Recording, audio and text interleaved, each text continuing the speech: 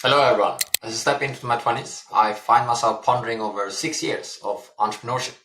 Imagine that, a quarter of my life has been spent navigating the thrilling, yet unpredictable waters of running my own business.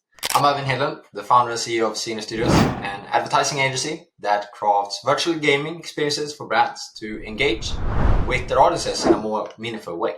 Section 1. Challenges of Young Entrepreneurship. Embarking on entrepreneurship at a young age is like setting sail on stormy seas. It's exhilarating to take the helm, chart your own course, but the voyage is fraught with challenges that test your resolve, your skills, and your spirit. One of the first and foremost challenges is managing finances. When you're young, often your resources are limited.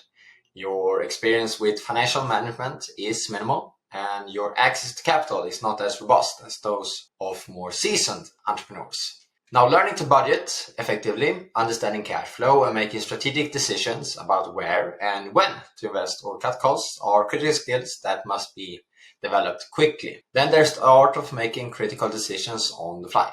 Young entrepreneurs must often make high-stakes decisions with less information and experience than they might lack. This can feel like navigating through fog. You have to rely on your instincts and the best intelligence you can gather at the moment. The pressures to perform and succeed can be immense, especially when these decisions can make or break your business. So you have to stay in it for the long run and have a positive outlook. Another significant challenge is the emotional and psychological toll it can take. Entrepreneurship can be a lonely road, and the responsibility of making decisions that affect the livelihood of your team and possibly your entire community can isolate you. Young entrepreneurs might struggle to find peers who understand their unique pressures, as most people at the age of a young entrepreneur don't go the same road. So you have to align your goals and missions with other people's and other peers that do that. So building a support network of fellow young entrepreneurs that can understand your perspective and your visions can be vital to managing this loneliness and have a huge benefit of your journey. And this has been a huge benefit for my journey. Each of these challenges is an opportunity to grow, not just in terms of business, but actually in personal resilience and wisdom. Your entrepreneurial journey takes you on a deep route on personal development and overcoming challenges. So learning to manage finances teaches discipline and foresight. Making tough decisions enhances your ability to analyze situations quickly. Overcoming the loneliness of entrepreneurship teaches you the importance of building and maintaining relationships, not just as a professional network, but as essential support to sustain your mental and emotional health. Now, ultimately, these challenges shape you. They can be daunting, yes, but each one is a stepping stone to greater confidence and capability. Now, for every young entrepreneur who persists through these trials, the rewards are not just in profits earned, although that might be the goal that you try to reach at a young age. But in the lessons learned and the character built, you really become a better person and you develop skills and mental capacity that you would otherwise have never been able to overcome. It's these experiences that force not just a businessman, but a leader, where you are ready to face whatever comes next with courage and clarity. Section 2. Lessons in leadership. Through my journey, I've discovered that effective leadership is about more than making decisions.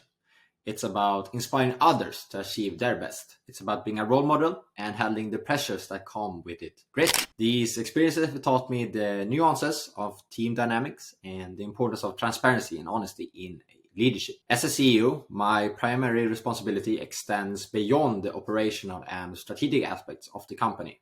It involves creating an environment where every employee can thrive and succeed in their roles. This means providing them with the tools, resources, and support they need to excel at their tasks and grow professionally. Now, fostering employee success starts with understanding the unique strengths and challenges of each team member. It's about aligning their personal goals with the company's objectives and ensuring that they feel valued and understood. This alignment not only motivates employees, but also drives the company towards greater achievements, benefit both the employee and the company. Part of making employees succeed involves offering continuous learning opportunities, whether it's through professional development workshops, cross-training, or access to courses and seminars. Investing in the growth demonstrates a commitment to their success, which will be highly appreciated by your employees. It's not just about filling a position, it's about nurturing a pathway for each individual to advance and excel, and ultimately, by providing these tools and education to your employees, they will become more loyal with the company and be more invested in making sure that the company succeeds, which ultimately benefits you as the CEO and owner of the company. Now, communication is another cornerstone of supporting employee success. This means maintaining open lines of communication and being transparent about company goals, challenges, and success. Now, regular feedback sessions and open door policies help to foster a culture of trust and respect, where every employee feels confident to express ideas and concerns. One way I do that is by having my DMs open at all times, being there to support my employees and team to bring any concerns or thoughts they have to me personally, and we can discuss that to overcome them. Lastly, recognizing and rewarding hard work and achievements is crucial. Celebrating successes, no matter how small, boosts morale and encourages a culture of excellence, whether it's through public acknowledgement, promotions, or other awards. Really, just showing appreciation for hard work reinforces a positive work environment and motivates everyone to continue pushing boundaries. Now, the best way to really do this is by rewarding rather than punishing. If you want an employee to do something, you should reward them when they have done that rather than trying to punish them when they have not done that. So just really work with positive reinforcement to get them to understand what you like about what they're doing, and they will get into a habit of doing more of those positive things. Now, ultimately, as a CEO, ensuring that your employees succeed in their journeys and tasks isn't just about building a successful business. It's about leading with empathy and integrity, creating a sort of legacy of leadership that empowers others. It's about making a profound and lasting impact on the lives of those who walk through your doors, as they will ultimately recommend their friends to work with you as well and build that really positive team culture that drives the business forward. Section 3, the importance of adaptability. If there's one constant in the business world, it's change. Adapting quickly to market shifts, consumer behavior changes, and technological advancements has been critical, such as AI. My ability to pivot and embrace change has been crucial in keeping our business relevant and competitive. In the fast-paced world of technology and advertising, staying ahead isn't just about keeping up with trends, it's about anticipating. Over the years, our agility in responding to these changes have been a key differentiator between us and larger, more established companies, where these bigger entities often struggle with slow decision-making processes and delays. Our smaller size and dynamic structure have allowed us to pivot quickly and effectively. And that has been a big advantage for us as a company. This speed in adaptation has not only helped us remain in business, but also enabled us to capitalize on opportunities that others were too slow to seize. For instance, when new platforms or technologies emerged, we were often among the first to explore and integrate them into our offerings, giving us a first mover advantage that translates into unique value propositions for our clients. Our proactive approach to change has fostered a culture of innovation within our team, and by always being prepared to shift gears and explore new avenues, we have cultivated the environment where creativity and innovation has not just been encouraged, they are sort of expected from our team. And this mindset is infectious and has been instrumental in attracting and retaining talent who are eager to work in a forward-thinking company, really just attracting the best talent to our company. It's also about the willingness to let go of what no longer serves the company's best. Being adaptable means not just adding new services, products, but also being courageous enough to discontinue those that are outdated or not performing well. This decisive approach has spared us from the complacency that can cripple long-standing businesses. And what we did a few years ago was to let go of one of our business products called Senior Hosting, which was a hosting company, but that no longer aligned with our future vision. So we decided to let go of that project and sold it. And really being able to do that while remaining focused on what really matters has allowed us to really grow the business a lot more than what we otherwise would have been able to if we had hold on to the senior hosting product. Our adaptability has also taught us valuable lessons in resilience. Now, each pivot and adjustment, while they have been challenging, has reinforced our ability to endure and flourish despite uncertainties. So even though we let go of one of the projects, we've also been able to be resilient in our other projects, such as our platform, even though there have been times where we might have pivoted away from that and let go of that project too, but really being resilient and allowing us to go through those challenges, overcome them, has allowed us to grow as well. Now, this experience has built a robust business that can withstand market fluctuations and respond with agility to the unexpected. So in conclusion, our rapid adaptability hasn't just kept us in business, it has been a vital component of our growth strategy. Now, as we look to the future, this ability to quickly adapt will continue to be our superpower and our advantage over other competitors, as it will enable us to navigate the ever-changing landscape of our industry and maintain our edge over larger, slower competitors. Section 4, Redefining Networking. Now let's talk about networking. For many, networking might evoke images of crowded conference rooms or stacks of business cards that may never see the light of day again.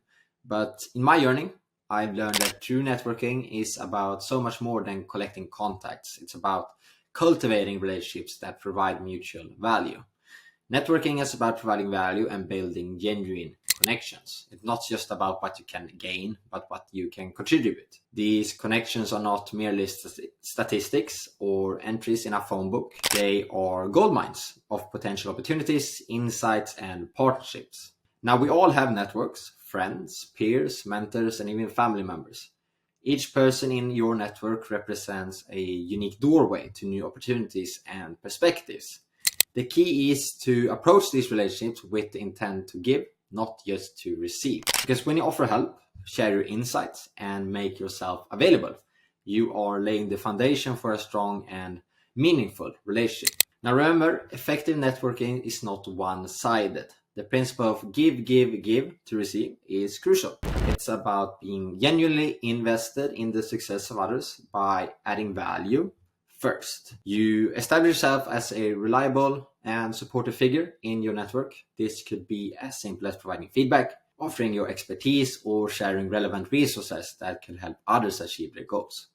Now, take for example, if you organize a dinner, even though you might not be the most forward-thinking in the group or the most successful in the group, the fact that you organize the dinner and thus provide a value and opportunities for other people to connect with your network, you build that reputation of having a large network and providing value. And when you find yourself in need of guidance or support, don't hesitate to turn to your network. The relationship you've nurtured will be there to open doors for you, but always approach this with humility, willingness to help. Networking is a continuous cycle of support and collaboration. So as you build and expand your network, focus on being there for them first. Show that you are invested in a relationship, not for immediate gains, but for mutual growth and success over time. This mindset shift from viewing connections as transactions to treasuring them as relationships will redefine your approach to networking and set you on a path to more meaningful and productive interactions. Section 5, Commitment to Continual Learning. In a world that never stops evolving, staying educated and informed is crucial. I've committed myself to daily education, dedicating at least 1 hour each day to expand my knowledge. This isn't just casual viewing, it's a deliberate effort to engage with content that pushes my understanding of business, sales, mindset, and much more. Now, each day I dive into workshops, expert talks, tutorial videos on YouTube. These sessions are invaluable. They introduce me to new ideas, sharpen my skills, and offer diverse perspectives that challenge my own. It's about more than just accumulating knowledge. It's about opening my mind to new possibilities and approaches that can significantly impact how I think and operate. This daily investment in my education fuels my growth and keeps me at the cutting edge in our rapidly changing industry.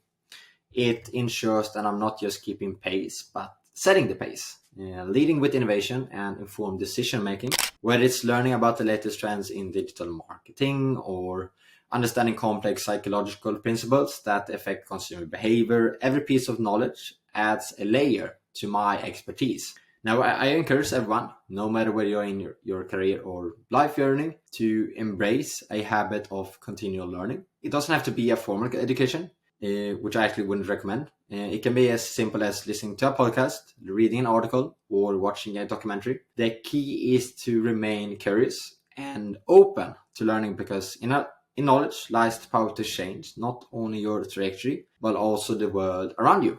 Now, thank you for sharing this moment with me. If this video has sparked a flame of inspiration to you, to take a leap to begin your own entrepreneurial journey or to push further along your current path, now let's connect. Subscribe for more stories and lessons from my journey in entrepreneurship, and let's inspire each other to achieve more. Thank you.